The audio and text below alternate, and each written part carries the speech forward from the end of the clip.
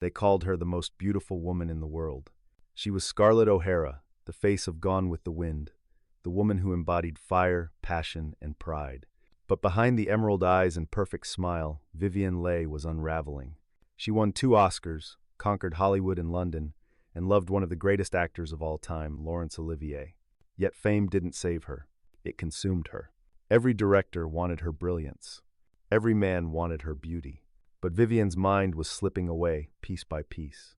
While audiences adored her for her fiery roles, off-screen she was fighting her own storm, a battle with manic depression that the world called moods, tantrums, and madness. One day, the studios hushed it, the press romanticized it, and Vivien suffered in silence. She could become anyone on screen, a Southern belle, a tragic queen, a temptress, but when the cameras stopped rolling, she no longer knew who she was. The woman who once declared, "I'll never be hungry again," was starving for peace, for love, for control. In the end, her genius destroyed her. Her brilliance, the very thing that made her immortal, became the fire that burned her alive. Vivien Leigh didn't just play tragedy, she was tragedy. And the truth behind her smile was far darker than anyone dared to see. Before the world knew Vivien Leigh, there was Vivian Mary Hartley, a small, shy girl born in Darjeeling, India, in 1913. Her father was an English officer, her mother a woman of quiet grace and ambition. The first thing people noticed about her were her eyes sharp, green, and almost too knowing for a child. Her early years were wrapped in warmth and chaos. She grew up surrounded by music, servants, and monsoon rains, a strange mix of privilege and loneliness. Her parents sent her to England for school when she was only 6. She would later say, "That was when I first learned what it meant to be alone." In convent schools, Vivien became a dreamer. She read Shakespeare before she was 10 and performed plays in the dormitory halls, mimicking queens and tragic heroines. Even then, she was haunted by a strange restlessness, a sense that she didn't quite belong anywhere. That feeling would follow her all her life. When she turned 16, her beauty became impossible to ignore. Her teachers said she could command a room with her silence. But what she wanted wasn't admiration, it was escape. She wanted the stage. She trained briefly in Paris, then at the Royal Academy of Dramatic Art in London, where the instructors warned her that her beauty would make it harder to be taken seriously. They were right. At 19, she married a barrister named Herbert Lee Holman, a man nearly twice her age who adored her but never understood her. She gave birth to a daughter, Suzanne, and seemed destined for a quiet, respectable life. But Vivien had other plans. She took her husband's middle name, Leigh, and began auditioning under it, Vivien Leigh. Hollywood wasn't on her mind yet. She wanted to conquer the London stage. But fate, as always, was theatrical. In 1935, she met Laurence Olivier, already one of Britain's most respected actors. He was married, she was married. They fell in love anyway, violently, completely. Their affair scandalized London. The tabloids called them the lovers who belonged to no one. But together, they burned in art, in passion, in ambition. Vivien later said, "It was not just love, it was madness." And then, Hollywood came calling. When David O. Selznick began searching for the perfect Scarlett O'Hara for Gone with the Wind, he tested over 1,400 actresses. No one fit. Until one night, Vivien Leigh walked onto the set, fire flickering in her eyes, and said in her lilting voice, "I'm Scarlett O'Hara, pleased to meet you." Everyone laughed. Then she read her lines, and the laughter stopped. They had found her, but no one, not even Vivien, realized that playing Scarlett would change her forever, because in giving the world its most unforgettable heroine, she would begin to lose herself. When Vivien Leigh stepped into the role of Scarlett O'Hara in 1939's Gone with the Wind, the world stopped watching movies and started watching her. She wasn't just acting, she was Scarlett. Proud, stubborn, beautiful, and impossible to control. The film became a cultural earthquake. Audiences gasped at her fire, her defiance, the way she could cry and burn in the same breath. She won the Academy Award for Best Actress, and overnight, she became the face of a generation. The problem was, Scarlett O'Hara never left her. Vivien later said, "I played Scarlett for a year, and then, I couldn't find Vivien again." Behind the glamour, she was already breaking. Her love affair with Laurence Olivier burned brighter than any spotlight. Two geniuses, intoxicated by art and each other. They married in 1940, and for a time, they were the golden couple of British theatre. Together they performed Romeo and Juliet, Hamlet, Antony, and Cleopatra, two living legends, chasing perfection. But passion has its price. Vivien's moods were shifting wildly, days of brilliance followed by nights of despair. She would laugh uncontrollably, then collapse into silence. Olivier adored her, but feared her unpredictability. Doctors called it nervous exhaustion. Today, we know it was bipolar disorder. The more she tried to control it, the worse it got. On stage, her breakdowns became impossible to hide. During rehearsals, she would forget lines, burst into tears, or rage at her co-stars. But the moment the curtain rose, she was magnificent. It was as if the stage itself cured her, if only for a few minutes. In 1951, she starred opposite Marlon Brando in A Streetcar Named Desire. Her performance as Blanche DuBois, a fragile woman haunted by madness, was so raw, so painfully real, that Brando later said, "She didn't play Blanche, she lived her." Vivien won her second Oscar, but at a cost she would never recover from. After filming ended, she told friends she felt Blanche had taken over her mind. Her mental health spiraled further. Violent mood swings, insomnia, hallucinations. Olivier watched helplessly as the woman he loved disappeared behind the roles that made her immortal.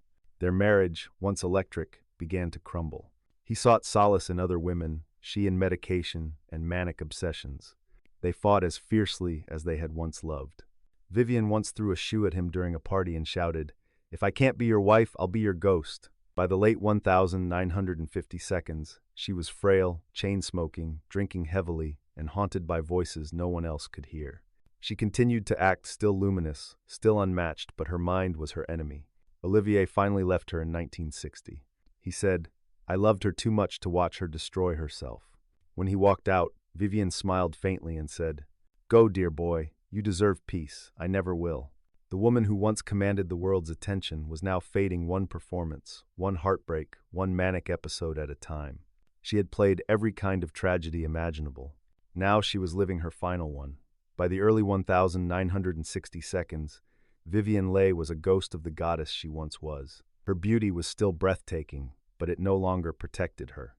Behind those emerald eyes, her mind had become a battlefield, one she could no longer command. After Laurence Olivier left her, she tried to pretend she was fine. She told friends she was free, that she wanted to act again, travel again, live again. But her letters told another story full of longing, confusion, and heartbreak. She wrote to Olivier often, even years after their divorce, signing her notes, "With all my love, always, Viv." In public, she smiled. In private, she crumbled. She began a new relationship with Jack Merivale, a kind actor who cared for her through her illness. He became her anchor, not her passion, but her peace. But Vivien could not rest. She still worked touring the world, performing in plays that reminded everyone why she was unforgettable.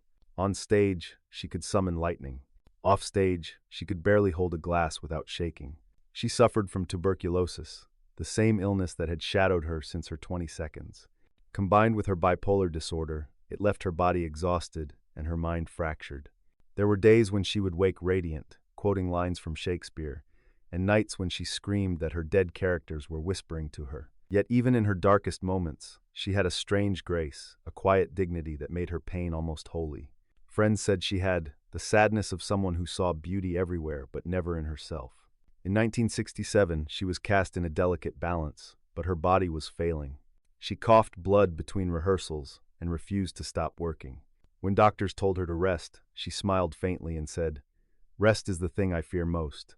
On the night of the 7th of July, 1967, she was home in her London flat while Jack Merivale was performing on stage.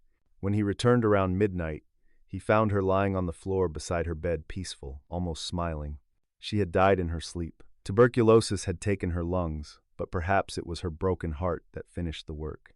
Laurence Olivier rushed to her apartment as soon as he heard. He sat by her body for hours, stroking her hair, whispering lines from the plays they once shared. He later said, "She was the greatest actress I ever knew, and the woman I loved beyond reason." Her funeral was simple. No cameras, no spectacle. Just roses, rain, and silence. The same woman who made the world believe that tomorrow is another day had finally run out of tomorrows. Vivien Leigh's tragedy wasn't madness. It wasn't illness. It was brilliance too fierce, too fragile, too human for the stage that demanded perfection. She lived every emotion as if it were fire. And like fire, she burned until there was nothing left to give. From this channel's point of view, Vivien Leigh wasn't destroyed by madness. She was destroyed by brilliance in a world that could not handle it. She belonged to an era that worshipped beauty but feared emotion, and Vivien had both in dangerous abundance. Her face was perfection, but her mind was a thunderstorm of genius and grief. She didn't just act, she felt deeper than anyone else in the room. That was her gift and her curse. Hollywood adored her as Scarlett O'Hara, the woman who could survive anything. But Vivien wasn't Scarlett. She wasn't unbreakable. She was soft, trembling, and far too aware of how fragile fame could be. Every performance she gave was a piece of her soul she never got back. She poured herself into every role until there was nothing left to pour. When she played Blanche DuBois in A Streetcar Named Desire, the world applauded her genius, never realizing they were watching her own breakdown turned into art. It's easy to call that acting, but maybe it was a cry for help that nobody heard. Vivien Leigh was the embodiment of what happens when perfection becomes prison. Hollywood turned her into an icon, a symbol of beauty, elegance, and tragedy, but it never offered her compassion. Even her illness was glamorized, her pain romanticized, her breakdowns turned into gossip. She was suffering, and they called it mystique. And that's the cruel truth behind her story. Genius in women has always been misunderstood, rewritten as hysteria, punished as fragility, or silenced with applause. Vivien was all three: genius, fragile, silenced. She was too modern for her time, a woman unafraid to feel, to burn, to be vulnerable in a world that demanded grace above all. When she said, "I'll never be hungry again," perhaps she wasn't talking about food or fame. Perhaps she meant she would never again starve for love, or sanity, or peace. But life didn't let her keep that promise. Laurence Olivier once called her a creature of exquisite suffering. And maybe that's what she truly was, someone who felt the full weight of being alive and paid for it with her sanity. Her story is not just about tragedy, it's about brilliance, the kind of brilliance that blinds even itself. Vivien Leigh didn't fade because she failed. She faded because she burned too beautifully to last. And in that sense, she became something eternal, not just a star, but a symbol of what it costs to be unforgettable. There's a moment in Gone with the Wind when Vivien Leigh, as Scarlett O'Hara, stands against a burning sky and swears she'll never give up. Her voice trembles, her eyes glisten, and for one heartbeat, you believe her because you're not watching a character. You're watching a woman fighting for her soul. That was Vivien. Every line she spoke, every gesture she made, was truth disguised as performance. Even now, decades later, her presence feels alive, like the flicker of candlelight that refuses to be blown out. She wasn't made for a world that demanded stillness. She was movement, emotion, contradiction, a mind too fragile for fame, a heart too fierce for silence. When she died, the world mourned a beauty.